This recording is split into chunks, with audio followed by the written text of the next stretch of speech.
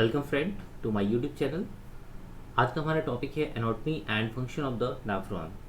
सो guys चलिए start करते हैं आज का वीडियो। और वीडियो स्टार्ट करने से पहले रिक्वेस्ट करना चाहूँगा जो पर्सन नए हैं please like share the video subscribe my channel. So guys इसके पहले हमने एक इसका जो पार्ट 1 है वो भी लिया था जिसमें हमने देखा था किडनी के बारे में, किडनी के स्ट्रक्चर के बारे में, किडनी के अंदर कौन कौन सी चीज़ें होती है और नेफ्रॉन का सिचुएशन, उसका लोकेशन वहाँ पे क्या होता है। आज हम यहाँ बात करने वाले नेफ्रॉन के बारे में कि नेफ्रॉन में इंटरनल स्ट्रक्चर क्या होता है, कितने पार्ट्स होते हैं नेफ्रॉन कैसे वर्क करता है, यूरिन का फॉर्मेशन कैसे होता है, ये सब चीज़ें हम यहाँ पे डिस्कस करेंगे।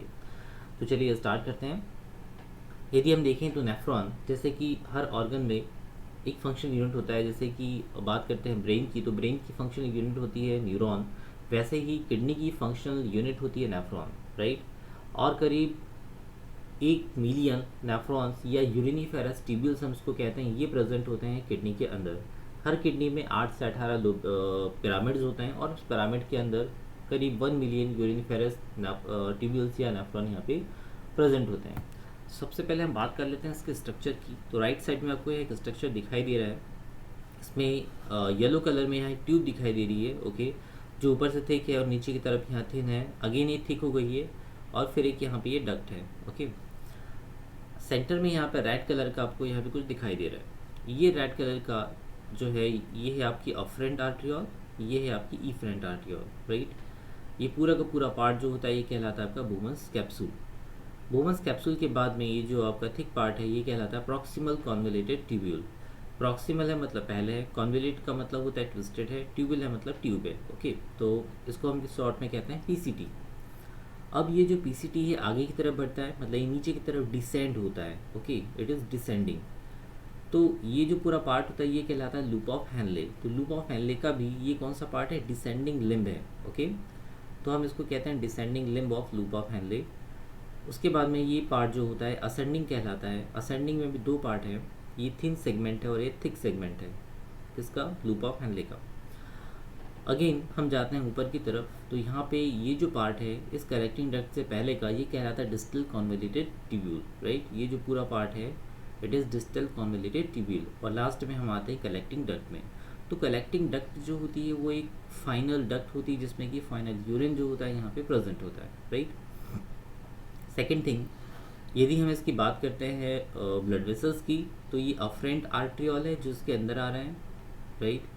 यहाँ से ये जो निकल रहा है ये इफरेंट आर्ट्रियोल है। इफरेंट आर्ट्रियोल ये आगे जाके वैन में कन्वर्ट होता है और ये फिर रीनल वैन से बाहर चला जाता है टूवर्ड्स द विनियोल सिस्टम, राइट। अब यहाँ देख लेते हैं स्टेप बाय स्टेप कौन सी चीज़ें कहाँ पे होती है और उसका क्या रूल होता है। तो सबसे पहले हम बात करेंगे कि जो नेफ्रॉन होता है मेजरली 2 पार्ट में डिवाइड होता है। पहला होता है रीनल कार्पसेल्स जिसको हम कहते हैं मालपीजियन बॉडी, और दूसरा होता है रीनल ट्यूब्यूल। तो रीनल कार्पसेल्स के अंदर कौन कौन सी चीज़ें यहाँ पर आती है, ठीक है।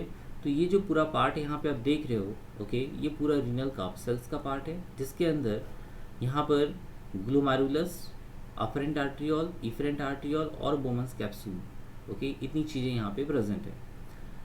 अब देख लेते हैं कि ये जो ऊपर की कवरिंग है इसको हम कहते हैं बोमन्स कैप्सूल, ठीक है। ये जो कप लाइक स्ट्रक्चर होता है इसे हम कहते हैं बोमन्स कैप्सूल। इसका फॉर्मेशन कैसे होता है, तो इनिशियली यदि हम देखें तो ये जो ब्लड वेसल्स होती है ये सीधी होती है। जैसे ये ब्लड वेसल्स आपको इरेक्ट सीधी दिख रही है वैसे ही ये ब्लड वेसल्स होती है, राइट। बट बाद में क्या होता है कि ये अंदर की तरफ इन्वेजिनेशन हो जाती है जिसकी वजह से कप लाइक स्ट्रक्चर यहाँ पे फॉर्म होता है, ओके। इसलिए बोमन्स कैप्सूल जो होता है ये कप लाइक स्ट्रक्चर होता है जिसके अंदर ग्लोमेरुलस प्रेजेंट होता है या ग्लोमेरुलर कैपिलरीज प्रेजेंट होती है, और यहाँ पर ही एक बेसमेंट मेम्ब्रेन होती है जो फिल्ट्रेशन का काम करती है, ओके गाइज। यहाँ पे इतनी चीज़ें होती है। अफरेंट आर्ट्रियोल मैं आपको बता चुका हूँ, इफरेंट आर्ट्रियोल यहाँ से निकलता है। तो अफरेंट आर्ट्रियोल जो होता है ब्लड को लेकर आता है, यहाँ फिल्टर होता है इस बेसमेंट मेम्ब्रेन के थ्रू, और उसके बाद यहाँ से इफरेंट आर्ट्रियोल से ये जो रिमेनिंग ब्लड है ये बाहर की तरफ, मतलब इसके साइड बाय साइड होके चलता रहता है, ओके। तो ये साइड बाय साइड जो यहाँ जा रहा है ये ब्लड किसको कवर किए हुए हैं, लूप ऑफ हेनले को। इसको हम कहते हैं वसा रेक्टा या इसको हम कहते हैं पेरिट्यूबुलर नेटवर्क, ओके गाइज।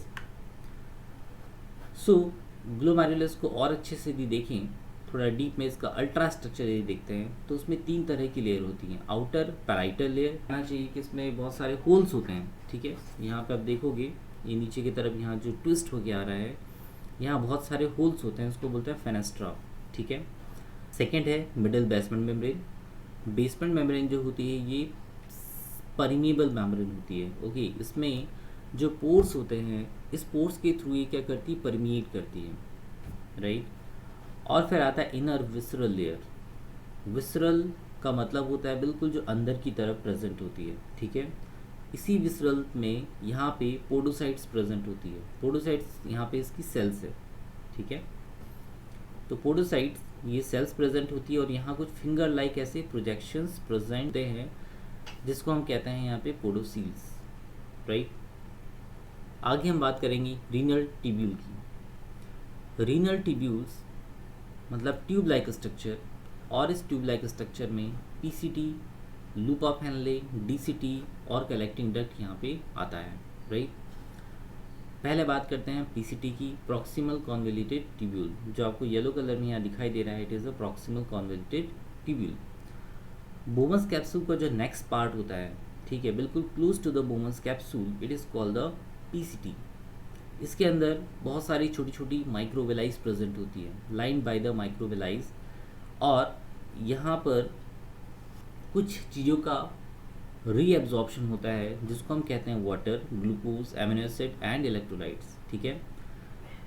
इस बेसमेंट मेम्ब्रेन से फिल्ट्रेशन के बाद ग्लूकोज यहाँ पे आ जाता है, वाटर होता है, एमिनो एसिड होता है, इलेक्ट्रोलाइट्स होते हैं। तो ये सभी कंपोनेंट जो है हमारे बॉडी के लिए इंपॉर्टेंट है, इसलिए इसका रीएब्जॉर्प्शन ज़रूरी है। तो यहाँ से इसलिए ये जो आयंस होते हैं, ये जो एलिमेंट है, ये रीएब्जॉर्ब हो जाते हैं। फिर हम बात करेंगे लूप ऑफ हेनले की।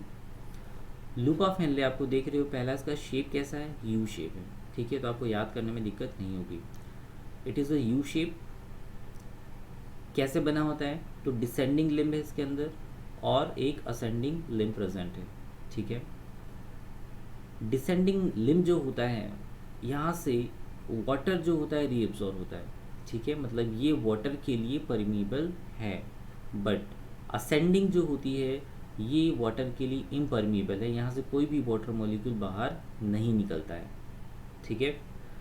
तो सबसे ज़्यादा यूरिन के फॉर्मेशन में यदि कोई पार्टिसिपेट करता है तो वो करता है यू शेप का ये लूप ऑफ हेनले, ठीक है। कॉन्सेंट्रेशन ऑफ यूरिन यहीं पे होता है, इसलिए इसका लेंथ भी ज़्यादा होता है। फिर हम बात करते हैं डीसीटी की, डिस्टल कॉन्वोल्यूटेड ट्यूब्यूल। डीसीटी जो होता है इस पीसीटी कंपैरिजन में डिस्टल एंड पर होता है, इसलिए इसको डीसीटी कहा जाता है, डिस्टल कॉन्वोल्यूटेड कहा जाता है। और इसका फंक्शन भी पीसीटी के जैसा ही होता है। यहाँ पे कुछ पंप होते हैं, सोडियम क्लोराइड या फिर प्रोटॉन के लिए या बाइकार्बोनेट्स के लिए, जिसकी वजह से यहाँ एक्सचेंज होता है, ठीक है। नेक्स्ट आते हैं कलेक्टिंग डक्ट। अब कलेक्टिंग डक्ट वो ट्यूब है जिसमें कि कई सारे नेफ्रॉन का डीसीटी आके इसमें ओपन होता है। जैसे एक आपको यहाँ दिखाई दे रहा है, एक यहाँ दिखाई दे रहा है, एक यहाँ दिखाई दे रहा है, तो ये कॉमन पाइपलाइन है। इस कॉमन पाइपलाइन के अंदर कई सारे नेफ्रॉन का डीसीटी आके यहाँ पे ओपन होगा, ठीक है। तो ये कलेक्ट करता है फाइनल यूरिन को, इसलिए इसको कहा जाता है कलेक्टिंग डक्ट। सो गाइज, ये था रीनल ट्यूब्यूल, जो उसका सेकेंड पार्ट है नेफ्रॉन का स्ट्रक्चर वाइज, ठीक है। फिर हम बात करेंगे टाइप्स ऑफ नेफ्रॉन की। नेफ्रॉन जो है ये जनरली दो तरह के होते हैं, कॉर्टिकल नेफ्रॉन और जक्स्टा मेडुलरी नेफ्रॉन। नाम से क्लियर है, कॉर्टिकल। यहाँ पे आप ये जो वाइटिश पार्ट देख रहे हो ये कहलाता है कॉर्टेक्स और ये कहलाता है आपका मेडुला, ठीक है। यहाँ पर जो नेफ्रॉन प्रेजेंट होंगे और उस नेफ्रॉन का भी केवल यहाँ पे क्या होगा, ग्लोमेरुलस, पीसीटी एंड डीसीटी, ठीक है। यदि यहाँ प्रेजेंट है कहाँ पर, कॉर्टिकल एरिया में, तो इसको हम कहते हैं कॉर्टिकल नेफ्रॉन। और लगभग 80% नेफ्रॉन जो होते हैं वो आपकी कॉर्टिकल नेफ्रॉन ही होते हैं। उसके बाद 20% जो होते हैं जक्स्टा मेडुलरी नेफ्रॉन होते हैं। ये जो आपको मेडुला वाला पार्ट नीचे की तरफ दिखाई दे रहा है, तो कुछ नेफ्रॉन यहाँ भी प्रेजेंट होते हैं। इनकी पूरी बॉडी जो होती है इसी मेडुला के अंदर होती है, इसलिए इसको कहा जाता है जक्स्टा मेडुलरी नेफ्रॉन, ठीक है। तो ये एक पिरामिड का सेक्शन है, इस पिरामिड के सेक्शन के अंदर यहाँ पर ये हमने नेफ्रॉन को देखा, ठीक है। बाकी ये कुछ इसके टर्मिनोलॉजीज हैं जो आपको पहले भी यहाँ पे बताए गए थे, राइट।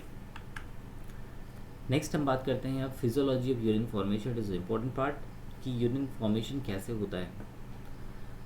सो जनरली हम देखें कि यूरिन का फॉर्मेशन जो होता है 3 स्टेज में होता है, glomerular filtration, selective reabsorption and tubular secretion. Okay, ये 3 इसकी मेथड्स हैं। स्टार्ट करते हैं हम यहाँ पर इस रीनल वैन से। रीनल वैन में इसको यदि हम देखें तो ये है आपका कौन सा, अफरेंट आर्टरियोल, जो ब्लड को लेकर आ रहा है। इस टाइप से यहाँ कई सारे फोल्ड्स होते हैं और यहीं से इस ग्लोमेरुलस के थ्रू जो भी सब्सटेंस होता है यहाँ से फिल्टर आउट होता है, राइट। रिमेनिंग ब्लड जो होता है ये इफरेंट से अगेन यहाँ चला जाता है आगे की तरफ, ठीक है। तो पहला हमारा स्टेप है ग्लोमेरुलर फिल्ट्रेशन। इसका मतलब है कि यहाँ ब्लड आया और यहीं से फिल्ट्रेशन स्टार्ट होता है, ठीक है। इसके थोड़ा डायग्राम में थोड़ा सा कन्फ्यूज़न है। यहाँ यदि देखें अफरेंट आर्टियोल का जो साइज़ होता है ये थोड़ा थिक होता है और इफरेंट का जो होता है यहाँ पे थिन होता है, ठीक है। यहाँ डायग्राम वाइज जहाँ से मैंने लिया है थोड़ा सा ये गलत बना हुआ है। अफरेंट का साइज़ थोड़ा थिक होना चाहिए और ये जो इफरेंट आर्टरियोल जो बाहर की तरफ निकल रहा है इसका साइज़ थोड़ा थिन होना चाहिए, ठीक है। इसकी वजह से क्या होता है कि यहाँ पर एक हाइड्रोस्टैटिक प्रेशर बनता है, राइट। इस हाइड्रोस्टैटिक प्रेशर की वजह से यहाँ पे फिल्ट्रेशन होता है, जिसको हम कहते हैं ग्लोमेरुलर फिल्ट्रेशन। और जो ग्लोमेरुलर फिल्ट्रेशन होता है ये होता है करीब 125 ml पर मिनट, ठीक है। और पूरे दिन भर में करीब 180 लीटर ब्लड जो होता है यहाँ से फिल्टर होता है, राइट। मतलब इतना लीटर यहाँ से फ्लो होके जा चुका होता है दिन भर में, गॉट। सो ग्लोमेरुलर फिल्ट्रेशन में यहाँ पर वाटर और कुछ सॉल्यूट्स, ठीक है, smaller than the protein are forced through the capillary walls, ठीक है।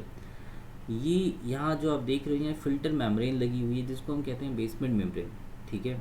इस बेसमेंट मेम्ब्रेन में जो पोर साइज़ है, इस पोर साइज़ से छोटे जो भी मॉलिक्यूल होंगे वो यहाँ से फिल्टर आउट हो जाएंगे, उससे बड़े मॉलिक्यूल यहाँ से फिल्टर आउट नहीं होंगे, ठीक है। तो यहाँ से जो भी वाटर है, जो भी सॉलिड है, जो भी इलेक्ट्रोलाइट्स हैं, ठीक है, ये सभी यहाँ पे फिल्टर होके पीसीटी में आ जाएंगे, राइट। सेकेंड हम बात करते हैं ट्यूबुलर रीएब्जॉर्प्शन, ठीक है। ट्यूबुलर रीएब्जॉर्प्शन का मतलब होता है कि ट्यूब से रीएब्जॉर्ब होके ये कहाँ जा रहा है, ब्लड वेसल्स में जा रहा है, ठीक है। अब यहाँ पर बहुत सारे जो एलिमेंट है लाइक ग्लूकोज है, इलेक्ट्रोलाइट है, कुछ एमिनो एसिड्स हैं, ये हमारे बॉडी के लिए इम्पॉर्टेंट है, इसको हमें वेस्ट नहीं करना। तो ये मटेरियल यहाँ से क्या होता है, रीएब्जॉर्ब हो जाता है अगेन कहाँ पर, ब्लड वेसल्स के अंदर, ओके। तो वाटर, ग्लूकोज, एमिनो एसिड और कुछ आयंस, इनको ट्रांसपोर्ट कर दिया जाता है अगेन इस ब्लड वेसल्स में, जिसमें हम कहते हैं पेरिट्यूबुलर नेटवर्क है, और यहाँ पर आ जाता है, इसको कहते हैं ट्यूबुलर रीएब्जॉर्प्शन। तीसरा होता है ट्यूबुलर सीक्रेशन। ट्यूबुलर सीक्रेशन मतलब ट्यूब के अंदर सीक्रेट होना। कुछ ऐसे एलिमेंट होते हैं जो कि यहाँ से फिल्टर आउट नहीं हुए हैं और वो कहाँ प्रेजेंट है, आपकी ब्लड वेसल्स में प्रेजेंट है। हो सकता है कि कुछ क्रिएटिनिन हो, कुछ ड्रग्स हो, कुछ हाइड्रोजन आयन हो, पोटेशियम आयन हो, ठीक है। इनको पेरिट्यूबुलर नेटवर्क से निकाल के इनको ट्यूब में डाला जाता है, गॉट इट। इसको हम कहते हैं ट्यूबुलर सीक्रेशन। तो ये तो हो गया यहाँ पर कि कौन कौन सी मेथड्स है, मतलब कौन कौन सा प्रोसेस होने वाला है इसके अंदर, ठीक है। बट अब यूरिन का फॉर्मेशन कैसे होगा, that is the major function. सबसे पहले हम बात कर लेते हैं कि यहाँ ब्लड फ्लो का डायरेक्शन क्या है, क्योंकि कई बार इसमें कन्फ्यूज़न होता है। तो अफरेंट आर्टियोल में सबसे पहले ब्लड होता है, ये जाता है ग्लोमेरुलर कैपिलरीज के अंदर, कैपिलरी से जाता है बेसमेंट मेम्ब्रेन में। इस बेसमेंट मेम्ब्रेन में फिल्ट्रेशन का प्रोसेस होता है, जहाँ लिखा हुआ फिल्ट्रेशन ऑफ ब्लड। यहाँ पर sodium, potassium, glucose, amino acid, urea, uric acid, creatinine, water, ये कुछ फिल्टर आउट होते हैं ना। ये जाता है पीसीटी में, प्रॉक्सिमल कॉन्वोल्यूटिंग ट्यूबुल में, जहाँ पे सिलेक्टिव रीएब्जॉर्प्शन की प्रोसेस होती है, जिसमें वाटर, इलेक्ट्रोलाइट, कुछ ऑर्गेनिक न्यूट्रिएंट्स और कुछ ग्लूकोज, एमिनो एसिड, विटामिन, ये सभी यहाँ से क्या होते हैं, रीएब्जॉर्ब कर लिए जाते हैं। उसके बाद आगे की तरफ जाते हैं तो लूप ऑफ हेनले आता है। लूप ऑफ हेनले से एक पार्ट से यहाँ वाटर का रीएब्जॉर्प्शन होता है, दूसरे पार्ट से यहाँ पे कुछ अदर आयंस का रीएब्जॉर्प्शन होता है या फिर इसका सीक्रेशन होता है वाया द डीसीटी, ठीक है। फिर आता है हम कलेक्टिंग डक्ट के ऊपर। इस कलेक्टिंग डक्ट में केवल वाटर का रीएब्जॉर्प्शन होता है। अगेन यहाँ से जो भी यूरिन फॉर्म होता है वो जाता है रीनल पेल्विस में, रीनल पेल्विस से यूरेटर में, यूरेटर से ब्लैडर में, ठीक है। तो ये पूरा प्रोसेस है, ये पूरी एक इसकी साइकिल है कि कहाँ से कहाँ ब्लड फ्लो होगा और कैसे यूरिन फॉर्म होगा और कहाँ जाएगा, ठीक है। तो ये आपकी केवल एक नॉलेज के लिए है, इसको याद करने के लिए, ओके। हम यहाँ देखते हैं हम यूरिन फॉर्मेशन और उसके कॉन्सेंट्रेशन कैसे होता है। यूरिन फॉर्मेशन में सबसे ज़्यादा इंपॉर्टेंट है ये जो पहली लाइन आपको यहाँ पे लिखी हुई दिख रही है, as water and solute are reabsorbed the loop first concentrate the filtrate then diluted. ठीक है, मेजर यहाँ पे जो रूल है वो किसका है, लूप ऑफ हेनले का है। Got it. चलिए हम बात करते हैं इसको। यहाँ पर कुछ कॉन्सेंट्रेशन ग्रेडियंट आने वाला है, इस कॉन्सेंट्रेशन ग्रेडियंट की भी हम बात करेंगे। ओके, तो सबसे पहला स्टेप है हमारा फिल्ट्रेशन का। सबसे पहले यहाँ फिल्टर हुआ, फिल्टर होने के बाद इसका जो यहाँ कॉन्सेंट्रेशन है, जो फिल्ट्रेट है इसका, ये करीब 300 के आसपास है। ठीक है, इट इज़ 300 मिली ऑस्मोल के आसपास का कॉन्सेंट्रेशन होता है। ये कॉन्सेंट्रेशन इसके बाहर की कॉन्सेंट्रेशन से सेम होता है, इसलिए इसको बोलते हैं आइसोटोनिक। ठीक है, यहाँ जो इंटरस्टिशियम है यहाँ का और यहाँ का जो कॉन्सेंट्रेशन है जो सेम है, इसको हम बोलेंगे आइसोटोनिक। अब ये जो आइसोटोनिक फ्लूइड है ये नीचे की तरफ यहाँ पे डिसेंड होता है, राइट। तो ये पार्ट था हमारा कॉर्टेक्स में। अब हम इधर की तरफ आ रहे हैं, कहाँ पे, मेडुला में। मेडुला में हम जैसे ही आते हैं तो यहाँ से वाटर जो होता है ये निकलने लगता है, कॉर्टिकल पार्ट से भी वाटर निकल रहा है। ठीक है, तो जितना यहाँ से फिल्टर हुआ है उसमें से वाटर यहाँ पे पूरा निकल रहा है। तो जो डिसेंडिंग ब्रांच है, इस डिसेंडिंग ब्रांच में आप देख रहे हो कि यहाँ से केवल ये वाटर निकल रहा है, इसलिए हम कहते हैं कि ये वाटर के लिए ही परमिएबल है। ओके, जैसे जैसे वाटर निकलेगा तो ये जो आपका सोल्यूशन है, वाटर यदि आप निकाल लोगे तो क्या बनेगा, यहाँ पे सॉल्ट बचेगा। ठीक है, इस सॉल्ट के बढ़ने की वजह से यहाँ पर इसका जो कॉन्सेंट्रेशन है ये बढ़ता रहेगा। तो वाटर आपने निकाल लिया तो सॉल्ट का कॉन्सेंट्रेशन बढ़ेगा, पहले 300 था, फिर 400 हुआ, 600 हुआ, फिर 900 हुआ और लास्ट में आके 1200 हो गया। ये हाईली यहाँ पे कॉन्सेंट्रेटेड हो गया, इसको हम बोलेंगे हाइपरटोनिक सोल्यूशन। ठीक है, इसमें अभी भी वाटर है पर वाटर की कंपैरिजन में जो सॉल्यूट है वो यहाँ पर ज़्यादा है, इसलिए उसको कहते हैं हाइपरटोनिक सोल्यूशन। ठीक है, यह हाइपरटोनिक। अभी जो हाइपरटोनिक कंटेंट है ना, ये असेंडिंग लिम में जा रहा है। असेंडिंग लिम में जाने पर क्या होता है कि यहाँ से सॉल्ट बाहर आते हैं, राइट। कुछ सॉल्ट पेसिवली बाहर आते हैं, ये जो आपका ब्लू कलर का दिखाई दे रहा है ये पेसिव है, यहाँ पे कोई भी एनर्जी खर्च नहीं होगी। तो सोडियम क्लोराइड यहाँ से बाहर निकला, अगेन सोडियम क्लोराइड यहाँ से भी निकला बट ये एक्टिवली निकला, राइट। यहाँ पर एटीपी खर्च करना पड़ेगा। तो यहाँ पर जो पंप है सोडियम क्लोराइड पंप, उसके थ्रू इसको सोडियम आयन क्लोराइड आयन को बाहर कर दिया जाता है, राइट। तो अब धीरे धीरे क्या हो रहा है, आप देख रहे हो कि यहाँ 700 था, यहाँ 400, यहाँ 200, मतलब जो सॉल्ट का कॉन्सेंट्रेशन है वो भी यहाँ पर हम कम कर रहे हैं, राइट। धीरे धीरे कम करते करते इसका जो कॉन्सेंट्रेशन है इस पूरे यहाँ पे फिल्ट्रेट का ये होता है 100 मिली ऑस्मोल के आसपास। ओके, यही 100 मिली ऑस्मोल जो है आगे की तरफ डीसीटी से मूव होता हुआ कलेक्टिंग डक्ट में चला जाता है, जिसको हम कहते हैं फाइनल यूरिन। ठीक है, सो पहले यहाँ पे इस ब्रांच में क्या हुआ, वाटर निकला, उसके बाद इस सेकेंड ब्रांच में क्या हुआ, सॉल्ट निकला। तो वाटर और सॉल्ट दोनों को हमने निकाल लिया, इसके बाद हमारा बनता है final urine. Are you getting me? यही होता है हमारा फाइनल यूरिन। और लास्ट में कलेक्टिंग डक्ट के पास अगेन एक बार वाटर का रीअब्जॉर्प्शन होता है, जहाँ पे एंटी डायबिटिक हार्मोन वर्क करता है। ओके गाइस, तो ये था यूरिन का फॉर्मेशन, यूरिन का कॉन्सेंट्रेशन धीरे धीरे कैसे होता है, कैसे वो आइसोऑस्मेटिक होता है या आइसोटोनिक होता है। आइसोटोनिक के बाद में यहाँ पे हाइपरटोनिक होता है, फिर हाइपोटोनिक होता है, और हाइपोटोनिक होने के बाद यहाँ से वो फिल्टर बाहर की तरफ निकल जाता है, कलेक्टिंग डक्ट में आ जाता है और फाइनल यूरिन को फॉर्मेशन करता है। ओके गाइस, तो ये यहाँ जो डायग्राम है काफ़ी ज़्यादा इंपॉर्टेंट है, इसको समझना काफ़ी ज़्यादा इंपॉर्टेंट है। आप इसको अपनी लैंग्वेज में भी यहाँ पे लिख सकते हो, ये समराइज फॉर्म में यहाँ पे दिया हुआ है। And thanks to the person जिसने डायग्राम को बनाया और यहाँ पर बहुत इजी वे में इसको समझाया गया है। ओके गाइस, बात करते हैं यूरिन की कंपोजिशन की। अब यूरिन का जो कंपोजिशन होता है ह्यूमन यूरिन का, इसमें वाटर सबसे ज़्यादा होता है, दैट इज़ 96%। यूरिया की बात करें तो ये 2% होता है। इसके अलावा यूरिक एसिड, कुछ creatine, pigment 0.3%, inorganic salt it is of 2%, right. कभी कभी जब क्रिएटिन का लेवल बढ़ जाता है, यह क्रिएटिन भी यदि आपकी यूरिन में आ रहा है, इसका कॉन्सेंट्रेशन बढ़ जाता है, परसेंटेज बढ़ जाता है, इट मीन्स कि किडनी कहीं ना कहीं प्रॉपरली वर्क नहीं कर रही है। ठीक है, ये कुछ टेस्टिंग्स होती हैं। चलिए हम बात करते हैं इसके फिजिकल प्रॉपर्टी के बारे में यूरिन के। तो इसका बैड स्मेल आता है, it is due to of the urinoids. ठीक है, नॉर्मली इसका जो कलर होता है बिल्कुल फ्रेश होगा, तो ये वाटर जैसा ही होगा या थोड़ा हल्का सा येलो कलर का होगा, राइट।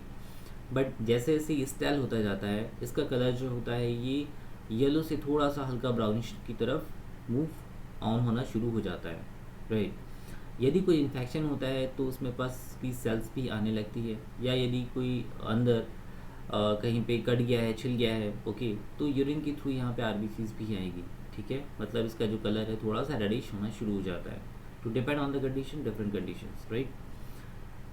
सो यहाँ पर इम्पॉर्टेंट है कि जो इसका बैड स्मेल है यूरिनाइट की वजह से होता है। इसका जो येलो कलर होता है, जो नॉर्मल कलर होता है, pale yellow colour, it is due to of the urochrome और यूरोबिलिन, ठीक है, जो कि हीमोग्लोबिन के ही आपके ब्रेकडाउन प्रोडक्ट्स होते हैं, ओके।